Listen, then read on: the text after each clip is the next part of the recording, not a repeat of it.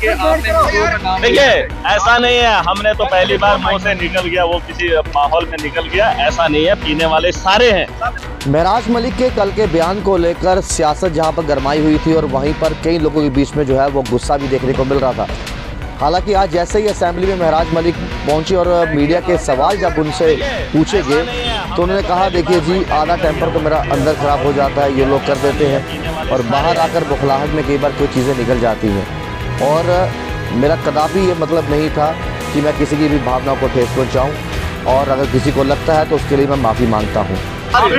अब जब टेम्पर अंदर खराब करेंगे तो बाहर कितना ही दिमाग रहेगा। कोई बात नहीं है, अगर किसी को ठेस पहुंची होगी ऐसा नहीं है। हमारा मकसद किसी को ठेस पहुंचाना नहीं है, बल्कि नौजवानों को और नस्लों को बचाने के लिए हम कोशिश कर रहे हैं। अब जब टेम्पर अंदर खराब करेंगे तो बाहर कितना ही दिमाग रहेगा। कोई बात नहीं है, अगर किसी को ठेस पहुंची होगी हम शर्मिंदा है, ऐसा नहीं है। हमारा मकसद किसी को ठेस पहुंचाना नहीं है, बल्कि नौजवानों को और नस्लों को बचाने के लिए हम कोशिश कर रहे हैं। महराज मलिक के कल के बयान को लेकर सियासत जहां पर गरमाई हुई थी और वहीं पर कई लोगों के बीच में जो है वो गुस्सा भी देखने को मिल रहा था।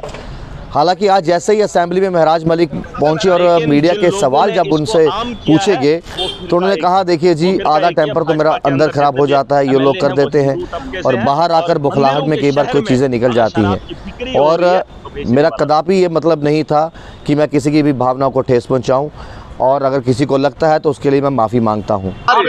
अब जब टेम्पर अंदर खराब करेंगे तो बाहर कितना ही दिमाग रहेगा। कोई बात नहीं है, अगर किसी को ठेस पहुंची होगी हम शर्मिंदा है, ऐसा नहीं है। हमारा मकसद किसी को ठेस पहुंचाना नहीं है, बल्कि नौजवानों को और नस्लों को बचाने के लिए हम कोशिश कर रहे हैं।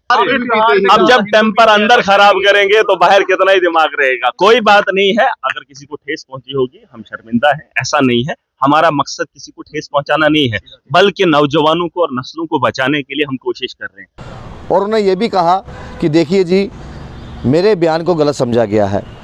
मैं ये कहना चाहता था, चाहे त्योहारों से मेरा मतलब था, चाहे दिवाली हो, चाहे ईद हो, चाहे इलेक्शंस हो, या फिर शादी हो, मेरे लिए, मेरी सोच के हिसाब से हर एक चीज़ जो है वो त्यौहार है, और त्योहारों में लोग शराब पीते हैं। लेकिन मैंने अगर किसी की भावना को ठेस पहुंचाई हो तो उसके लिए माफ़ी चाहता हूं। और आज असेंबली के अंदर जाके देखता हूं, कुछ लोग ये भी कहते हैं कि महराज मलिक नशा करके अंदर आता है। आज सबके टेस्ट करवाता हूं और देखता हूं कि कौन कितना नशा करके आया है। आपने कहा है कि हिंदू शराब पीता है, सब पीते हैं, सब पीते हैं। कुछ पर्दे में पीते हैं, कुछ शरेआम पीते हैं।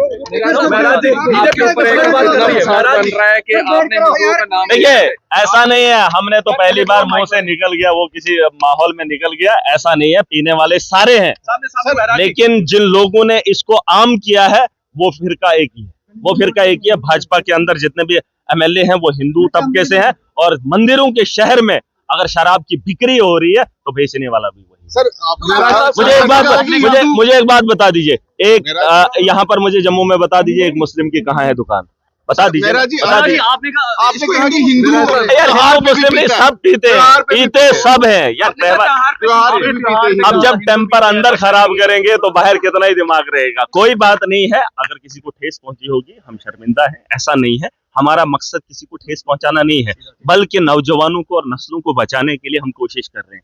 जो दिखता है कम से कम वो तो बोलो। मैंने ऐसा ही माहौल देखा है। देखिए, मैं अपने इस आंखों को छुपा नहीं सकता हूँ, अपनी बात को दबा नहीं सकता हूँ। मैं जो देखता हूँ वही मैं बोलता हूँ। आप ये मुझे बता दीजिए, क्या शादियों के अंदर शराब आम नहीं होती है? नहीं होती है। मैं उसे भी त्योहार मानता हूँ। आप जिस त्योहार की बात कर रहे हैं, मैं शादियों के त्योहार को त्योहार का नाम देता हूँ, और उस त्योहार के अंदर जो है अगर शराब शरेआम बांटी जाती है, और त्योहार में इलेक्शन को भी मानता हूँ मैं। आप मेरी तकरीर उठा के देख लेना, पता नहीं आप किस त्योहार की बात कर रहे हो। मैंने कहा है मैं इलेक्शन को त्योहार मानता हूँ। ईद हो, दिवाली हो, हमारा चुनाव त्योहार हो और देश का त्योहार है, और उस त्योहार के अंदर भी शराब। लेकिन आपने तकरीर में कहा ना कि हिंदू को लत लगाई जा रही है, वो कौन लगा रहा है? नहीं, देखिए, अब मुझे क्यों पूछ रहे हैं? जब माओं को पीटा जा रहा था मंदिरों के शहर में, वो कह रहे थे दुकानें मत खोलो, तो पीट कौन रहा था? पिटवा कौन रहा था? दुकानें चला कौन रहा था? काम कर कौन रहा था? अब खुलासा होगा। शराब पे जब बात छेड़ी दी है, अभी तो नहीं, अभी तो कुछ लोग कह रहे थे महराज नशा करके आता है। आज देखूंगा, टेस्ट कराऊंगा सब।